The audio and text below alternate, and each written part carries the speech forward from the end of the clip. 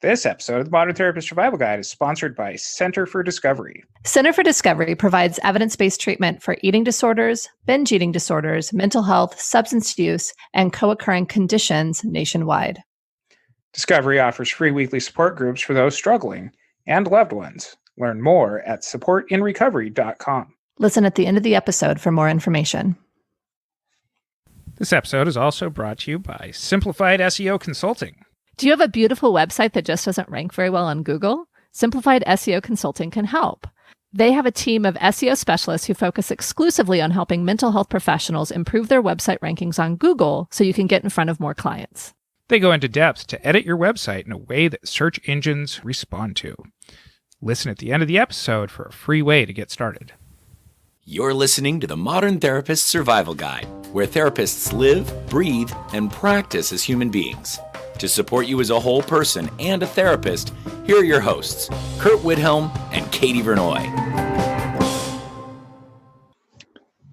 Welcome back, Modern Therapists. This is the Modern Therapist Survival Guide. I am Curt Widhalm with Katie Vernoy, and following up on our episode from last week on responding to mass shootings, we've both come across some questions of why do mass shootings happen? How does that fit within the therapy world? And being able to describe to clients, being able to be in our professional role and kind of identifying what our intervention strategies, our identification patterns are.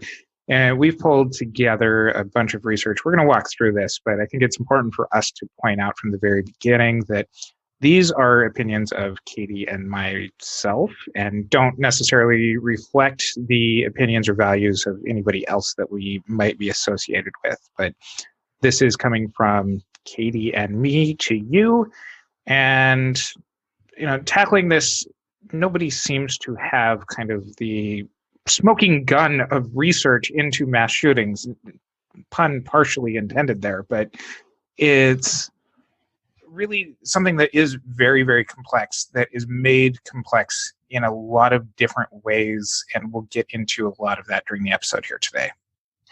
And just to reiterate, these are our opinions, but it's also we're going to be citing research, and we are going to be putting this all in the show notes. So even though a lot of times I think this issue is politicized, we are trying as much as possible not to politicize it, but just making clear these are our opinions. So a couple of operational definitions to go from the very beginning. Mass shootings are defined as 4 or more unrelated victims who have been injured or killed, not including the perpetrator of the shooting themselves. So we're looking at 4 identifiable victim or victims who are in this space. And, really the prevalence of this as of the day of recording this in the United States in 2019, there have been more mass shootings in 2019 than there have been number of days in 2019.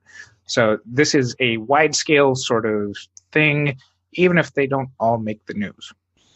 And I think it's important to recognize that at times there are going to be different studies that we cite that actually have narrowed the definition to not include mass shootings that are related to some of these other criminal activity or drug sales or those kinds of things. There's a lot of different definitions, just to clarify, because I think there's obviously the ones that make the news have not been daily. Sometimes it feels like it over a weekend. A couple weekends ago, it was daily.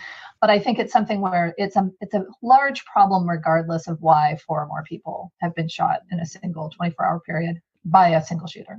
So last week in our episode, we talked about a couple of statements from NAMI and from APA about the role that mental illness plays in this. And both statements are talking about that mental illness in and of itself is stigmatized in a way that when we start to conflate that with gun violence does not do any justice. And there's really not a lot of direct causation between mental illness and gun violence.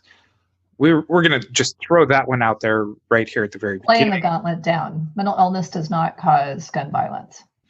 And we mentioned in that episode too about that when we start to see statements like this, that these two things are related, despite all scientific evidence that they're not, that it stigmatizes people from seeking mental health services, and that these are levels of intervention that can prevent people from seeking out their own treatment, just completely independent of gun violence, but also the interventions that may be necessary to meet with and intervene with people before their actions escalate into more and more violent behaviors. I think it oversimplifies it to say either direction, that either it's unrelated or it causes gun violence, that mental illness causes or is unrelated to gun violence. I think it's so complex and there's so many different factors. Mental health concerns can be a part of the mosaic of issues that are at play. And so I think just saying it one direction there, I think we want to be cautious, because there are a lot of studies that do show that there is a correlation, and that a lot of folks who are doing mass shootings have some sort of suicidal ideation. Does that make them mentally ill? There's a lot of those things that I think can be very complex. And I think when we try to simplify it for sound bites for folks, I think that's what really starts hurting, is that it's something where we don't actually get to what are the things that will help to prevent these situations. And I think that really looking into some more of the details might be very helpful. We also recognize that there are some major limitations into identifying this in a much more in-depth way, because the current administration in our government has cut off funding to the Center for Disease Control on researching gun violence and mass shootings. So the research that is out there is either older or it's being purposely hidden away, if I'm going to make, my crazy tinfoil hat sort of comment about this. But a big part of understanding this in a more in-depth way from the scientific community is currently not being seen as a priority, it's really frustrating coming from a social science sort of standpoint of not being able to see what's really largely an epidemic in the United States of having some sort of way of looking at this in a way that can come to a comprehensive answer in a very complex sort of system. So if we're going to, I guess, talk about things that are a little bit outside of what the research is that we're looking at, the thing that I'm really seeing that really concerns me is this kind of dehumanization of others, whether it's the dehumanization of individuals who are migrating to the United States, if it's dehumanization of women or objectification of women. When we dehumanize others, it seems less important whether or not they live or die. I think there's also, and maybe this is a bit controversial, when we dehumanize people who are shooting and call them evil and vicious and monsters, I think that there's an emotional reality to that. But I think that the actual reality is that these are individuals who may have shown up in our office, may have been people who we could intervene on ahead of time. And I think I would reach out to all of us to seek human connection and humanize and understand the humanness of each of us, regardless of where in the world we are, what we believe, how we're behaving. I do believe that there's more to it than that. And that's also, kind of my Pollyanna, let's all love each other and that will save the world. But I think it's something where when we lack the ability to see another human being as a human being and someone worth value, it makes it very easy for us to dismiss them or to kill them. So you're segueing pretty well into this article. It's from Mark Joslin and Donald Hayter Markle. It's called Gun Ownership and Self-Serving Attributions for Mass Shooting Tragedies. This is a 2017 article from Social Science Quarterly. And they talk a lot about attribution theory, which first came out in the 1950s. And this is analyzing how individuals observe and explain and analyze their behaviors with causal explanations. And specifically in looking at this through the frame of gun violence, they go through several pages. I'm going to just try and hit some bullet points on this. But they largely look at some past research studies that look at the fragility of self-esteem in people who are likely going or have committed these sorts of acts. Now, there is some limitations in this kind of research because a lot of people who perpetrate mass shooting violence end up dying in either by suicide or in being apprehended before they can be studied. So a lot of the studies about what their individual aspects are kind of these post-mortem sort of psychological profiles that are built about them. They go into their computers, they go into their writings, they see what kind of people that they hang out with. But in looking at some of these other attributions, when people have low self-esteem, that they look to create favorable impressions on people who are going to help elevate their self-esteem. And this isn't necessarily from majority groups, that they can be pushed out to fringe groups who then identify that you're welcome here as long as you express a certain ideology. And this is where we can look at certain aspects of, in 2019, internet groups that perpetrate this further ideology. And everything that we know about being on the internet is that it allows us to depersonalize ourselves and see people, even if they're in our own groups, as being not necessarily on that same level of being human. But when these groups further go on to dehumanize other people, immigrants, minorities, people of different religions, that we can start to see the framework of this developing as people who are looking to fit in with groups that push more and more extremist ideologies. Yeah, I mean, I guess this would be considered kind of the radicalization, right? Definitely. Now, there's also evidence, and this is still citing from that same article, that they're pointing out a couple of articles from the 80s and 90s about how political ideologies also fit within this. Oh, wow. Okay. And we look at the way that Second Amendment, as a country, we're generally associating that with the right wing. There are people who are on the left side of the political spectrum who are gun owners, and I'll be the one to say for the two of us, Katie and I both recognize that there are responsible gun owners, and that there are, and they're probably the vast majority of people who own guns here. But when we're looking at the people who perpetrate mass shootings, that when the political ideology becomes the attribution of how people view themselves, that we start to see how different aspects of a fractured political ideology, that you might have people who are solely only looking at things from a different political plank within the platform. But as we start to faction out, whether it's things around other controversial things, abortion, immigration, these kinds of things, that when we bring kind of this radicalization idea together, that we see all of these ideas kind of becoming this fervent sort of everybody needs to agree and everybody needs to move together in order to fit this cohesive in-group that then further dehumanizes the people who are on the outside. So if we're looking at this from this attribution model standpoint, what we're trying to do is identify that the people that we need to intervene with are not necessarily just people who have access to guns, but the fragility of where their self-esteem is, their need to fit in with people, and the people that they're seeking out to fit in with having these more extremist views. That makes a lot of sense, but it also feels a little daunting. My assumption is a lot of these folks that are kind of, once they're within these groups, that they are already going to be, avoiding mental health treatment or mental health diagnosis, because of that's where everybody goes. That's how you don't get your gun, is if you have a diagnosis, if you are in treatment.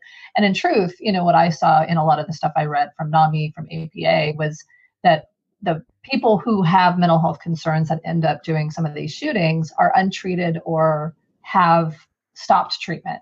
And so I think, to me, looking a little bit earlier in kind of the developmental factors and some of the cultural and gender factors, I think, and APA did a really nice report on kind of the causes and kind of what to do about gun violence, and I'll link to that in the show notes.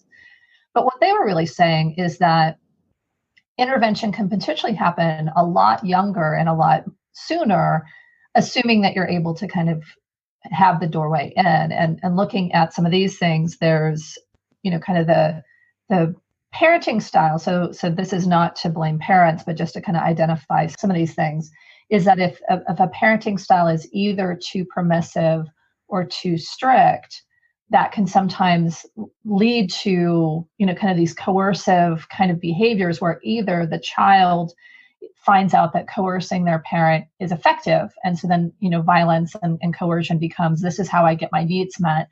Or the parents are coercing the kids. And what ends up happening is that level of violence, that's how we solve problems in our family. That's how it's best to solve problems. And this can also include if families have guns that are not being supervised, locked up, that there's not that monitoring, that access can be pretty dangerous. I think some of the other pieces that I saw that really were notable to me is kind of this, kind of the role that gender plays, because the vast majority of men do not inappropriately handle guns or do not perform mass violence. But when you look at mass shootings, they are inordinately, vastly more likely to be perpetrated by men. And so looking at the culture of manhood and looking at how people become men, and I think that speaks to kind of what you were talking about, the self-esteem issue, violence, self-sufficiency, don't express your emotions, like this kind of antiquated version of what manhood is. And we actually talked about this in more detail, I think, the kind of the man issue, so to speak, in our episode about the APA guidelines on treating boys and men. But I think it's something where culturally there's this notion that men and boys have to respond in a certain way, and that can with some of these folks that have some of these other factors would end up kind of be more likely to do some of these mass shootings. But I think the other piece that I think is really critical is that the best predictor of violence is previous acts of violence. And so looking developmentally at some of these kids that are having potentially some of these coercive experiences, or who are, kind of, I don't know, temperamentally, maybe there's some of this stuff, but if they're having more violent behaviors as kids and as young adults, those things are like, when you add enough of these factors, those things line up with potentially a higher likelihood of these violent acts in adulthood. And so this is where, again, a lot of these post-mortem sort of looks at who perpetrates these things is quick to blame things in sound bites. I remember after the Columbine shooting, it was about them playing Doom, the video game, and about them listening to Marilyn Manson. Is it the music? Is it the video games? And, at the time, Chris Rock came out with, well, if this is the music, what was in Hitler's Discman? But in kind of speaking to the aspects around video games, in 2017, the United States ranked first in the world for violent gun deaths per 100,000 people. And it's about 4.5 people per 100,000 died in violent gun deaths in 2017. Coming in second place was Canada, which was at 0.2 people per 100,000. So we're looking at a scale of 20 times more within the United States. And culturally, you can't get much closer than Canada to the United States. Yeah. Other countries that ranked higher in here, Italy and France coming in third and fourth.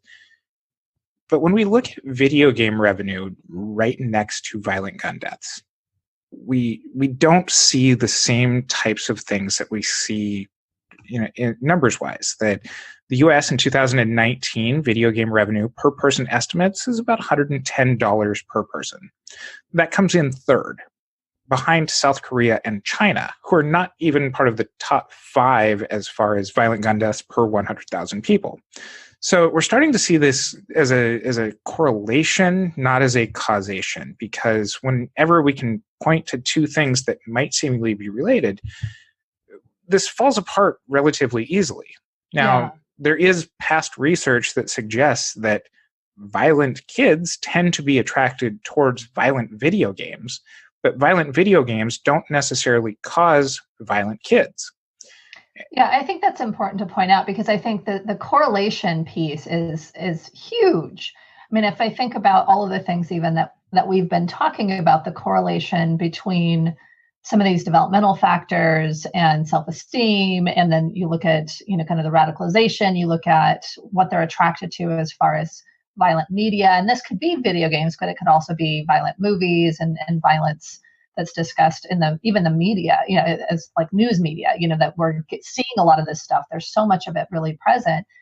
all of those things can correlate. All of them can be a factor, but the causation really is hard to find because it's, we're not studying it in a way that really supports that. And I think it would be so hard because it's so complex to divide all these things out. It would be so hard to say, well, that video game, that was the last thing that really did it. Because I mean, there is a correlation. There is the dehumanization, the normalization of violence that can happen with all this violent media. And so there's correlation, but there's no causation. Like, it doesn't cause those things. And I think the thing that was really interesting, it was this very pointed sentence in the APA report was, someone needs to have access to a gun in order to be able to do this, to use one, to be able to have, violent acts that are caused, that involve guns. And so I think there's a lot of stuff that are priming the pump, so to speak, for some of these folks. And most of them are young men that end up leading to, this is the logical thing. And I think that in one of the studies the APA report cited, it really just the way that it was described, aggrieved entitlement. It's, I have been victimized, whether it's real or perceived, and it could be bullying, it could be this kind of this out group thing, it could be so many things that are impacting my self-esteem, but I am aggrieved. And then I am also entitled to seek revenge. I am entitled to use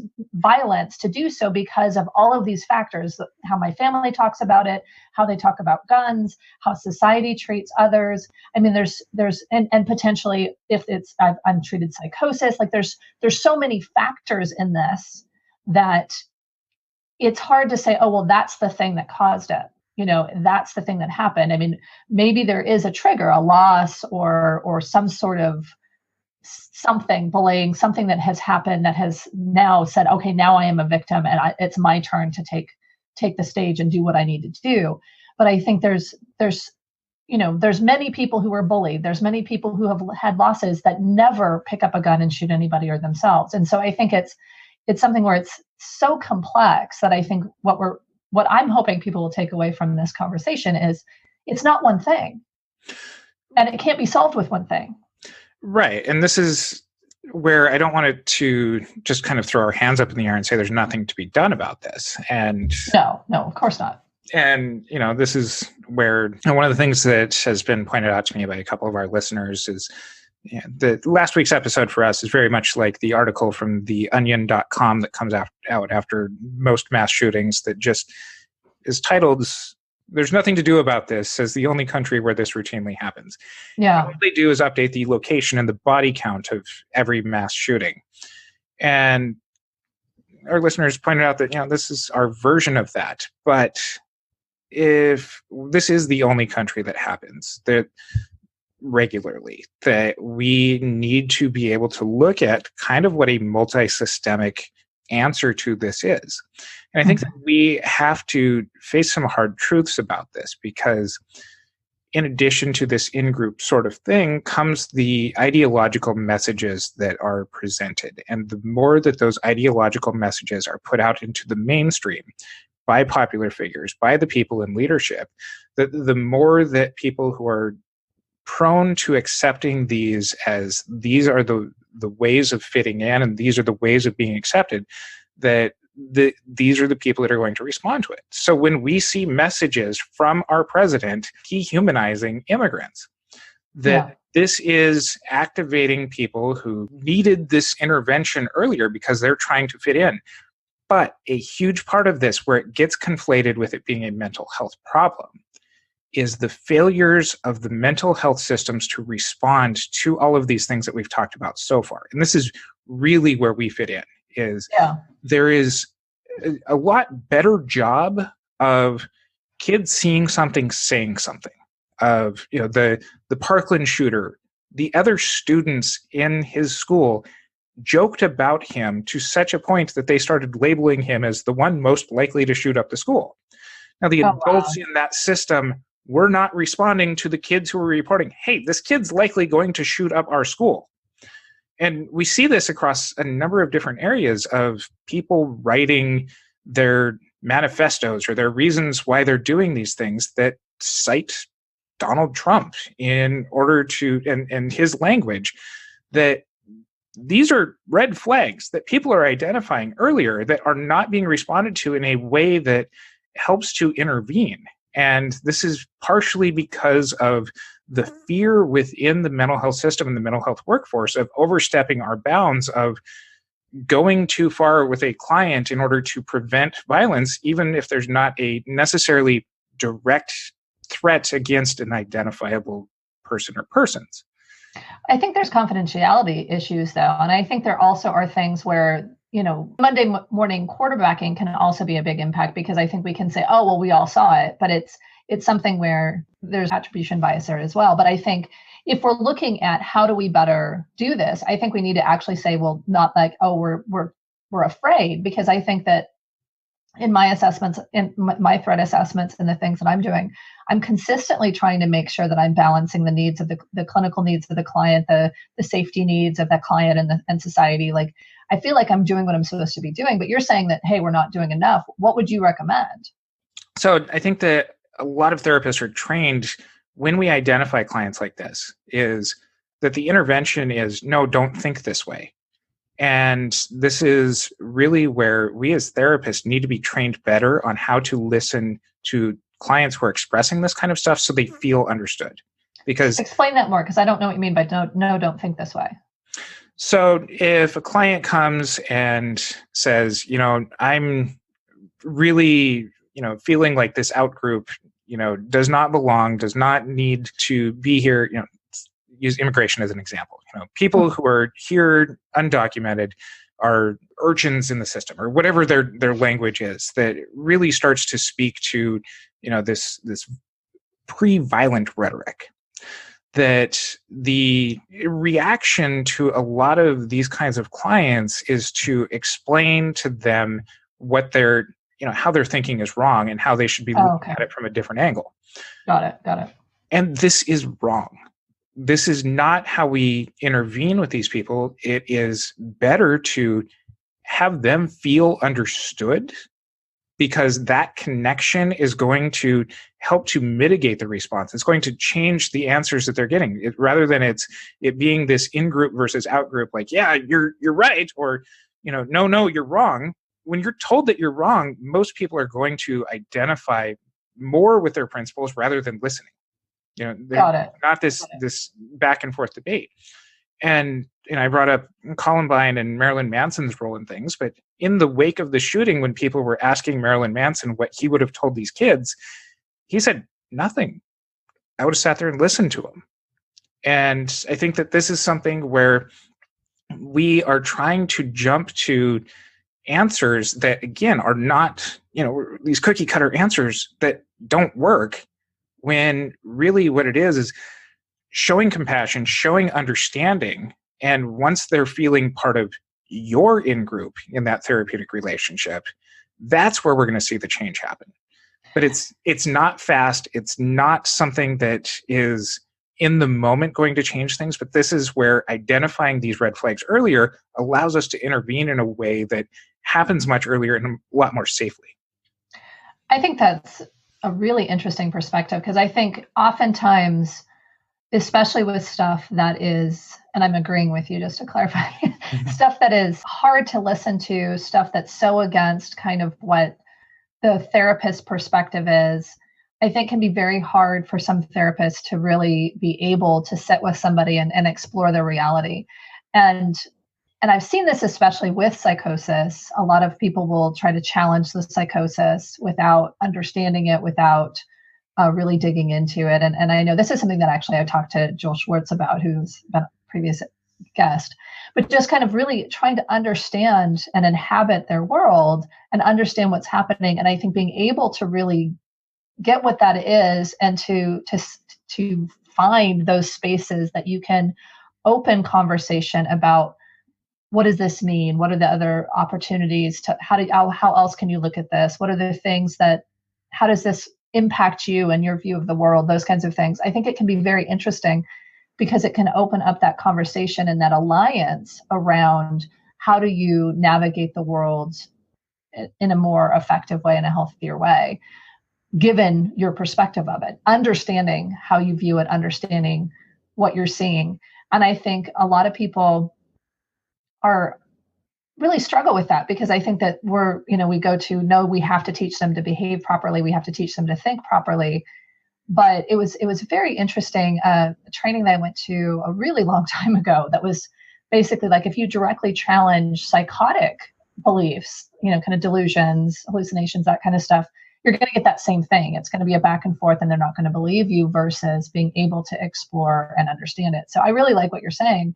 And I think it opens up this space of having therapy be more accessible for everyone that needs those services, versus people that fit into a majority perspective, or who are already in that in group and are just kind of the worried well. Yeah, this is one piece, and it's probably a much earlier piece in the process than, when people are actively making threats, then that needs to be responded to accordingly. That this is not, everybody's opinion holds equal weight, but we're not going to convince people through arguments. Lord knows I've been on enough internet chats that I haven't convinced anybody to change their mind on things. Or even just you and I talking. Oftentimes we don't ever convince each other. Sure. But, this multi-prong approach also has to make it to where, when we do see these messages out in public, that we have a non-therapist response to call out when public behaviors are not appropriate too. That there's evidence of things like fascism being best fought through shutting it down when it happens on a public sociological level. And that fascism is a natural sort of thing that happens, but being able to show that fascist ideas are not acceptable and not going to be accepted as part of the mainstream, that predictably leads to more and more incidences of mass violence. And I'll link in the show notes to some really fascinating reading around all of this. But it's something where we have our individual therapist responsibilities and the clients that we work with who identify these things. But sociologically, we also need to be able to stand up and say when things aren't okay in a more public space. And I think that this fits into where, all of Katie and my mission is, this is part of our whole person thing. If we're really serious about stopping mass shootings and mass violence, knowing what we know about human psychology and about therapeutic principles, we actually have to be activated to respond to this in public in the way that has historically been able to make it to where these kinds of ideologies being expressed publicly are not becoming part of the mainstream. I think it's interesting to look at it from kind of some systemic ways, because if we're looking at fascism or coercive behaviors, or kind of do what I say kind of environments, if we look at it from a societal perspective versus a family perspective, I think if you have the capacity and you have the voice to be able to speak out against fascism or some of these more coercive types of roles, the dehumanization, that kind of stuff, I think that's really important as therapists. I think in the therapy room, to kind of take it to a place where folks who maybe don't have the voice or the desire to step out in that way, I think anytime we see these kind of coercive acts, we see people who are in these relationships where revenge and violence and kind of an obedience and dehumanization and all of these things that can lead to some of these violent acts, I think being able to address them and like what you were saying, Curt, being able to listen and understand and kind of explore these viewpoints and challenge them and really look at how do we get to a place where we are more compassionate human society, where we see each other and accept each other in the best ways we can, with all of the differences, with all of the perspectives that we have there. And I think it's hard, but I think when we see these things, when we see these kiddos with really poor self-esteem and violent acts, and we see when we see these families that are really struggling and don't have the bandwidth to have a different parenting style or whatever it is, I think being able to intervene at any stage of the game, we're helping. And so I don't want to say like, hey, we've got to stand up and do this thing, because I don't think every therapist has to. I think we have to understand what we're dealing with. And I think we take the steps that we can take at the place that we're at, both emotionally, developmentally, in our careers, that kind of stuff. We recognize that this is only one aspect in dealing with things. I think the overall point, though, is that it's who has access to the guns that is really making all of these events happen.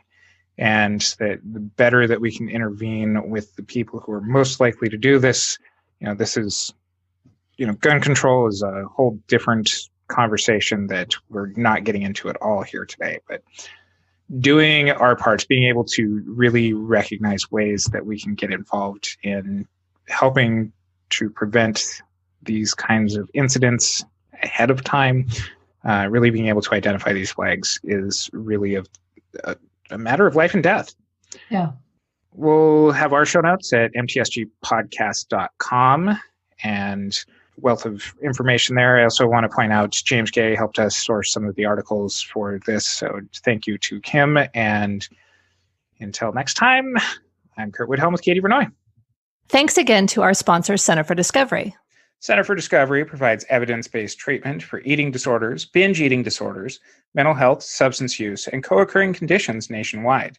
Discovery offers gender-inclusive and gender-specific treatment with separate programming for adolescents and adults. Programs have a high staff-to-client ratio because individualized attention is critical when it comes to providing effective and efficient treatment. Center for Discovery is a preferred provider and in-network with all major insurance companies. Learn more about these clinical programs at centerfordiscovery.com. Discovery offers free resources, including weekly support groups, a recovery app, free evaluations, and treatment scholarships. Learn more about Discovery's free weekly support groups for those struggling and loved ones at supportinrecovery.com. Also, thank you to Simplified SEO Consulting. The Simplified SEO Consulting team is passionate about helping mental health professionals get in front of their ideal clients. They help therapists meet clients where they are looking on the internet through search engine optimization, or SEO. Simplified SEO Consulting offers both SEO training for motivated practice owners who want to learn to manage their own SEO, as well as done-for-you services for therapists who are too busy and are ready to hire someone to invest the time into getting their website ranking. No matter where you are in your private practice journey, they have a package that can fit your needs and help you fill your caseload with your ideal clients. Simplified SEO Consulting is offering a free 7-day SEO email series to help you learn the basic components that can help you get your website to the top of search engines. If you're interested in learning more about search engine optimization, you can head over to simplifiedseoconsulting.com/modern therapist to sign up. Thank you for listening to the Modern Therapist Survival Guide. Learn more about who we are and what we do at mtsgpodcast.com. You can also join us on Facebook and Twitter. And please don't forget to subscribe so you don't miss any of our episodes.